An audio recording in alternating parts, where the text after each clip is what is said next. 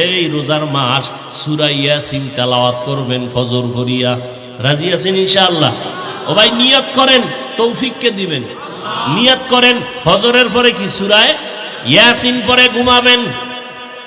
এরপরে জোহরের নামাজের পরে এমনি তো কোরআন তেলাওয়াত যা করেন করবেন, কিন্তু আলাদাভাবে জোহরের নামাজের পরে সূরা ফাতাহ, সূরা আর রহমান পড়বেন।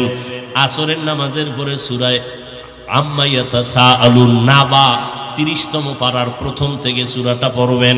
মাগরিবের নামাজের পরে সূরা ওয়াকিয়া পড়বেন। এশার নামাজের পরে সূরা মুলক পড়বেন। রাতের বেলা সময় পাইলে আর একবার সূরা ইয়াসিন পড়বেন। যত পারেন চেষ্টা করবেন কোরআন পড়ার জন্য, আল্লাহর কাছে পড়বেন।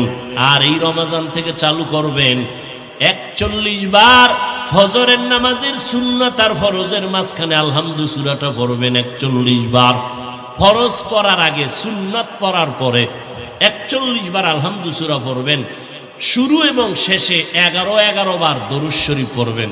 ছোট সাল্লাল্লাহু আলাইহি ওয়া আলিহি ওয়াসাল্লাম, সাল্লাল্লাহু আলাইহি ওয়া আলিহি ওয়াসাল্লাম। আবার দৈনিক সময় করে নেবেন একটা টাইম, 50 বার কুল হুয়াল্লাহ সূরা পড়বেন।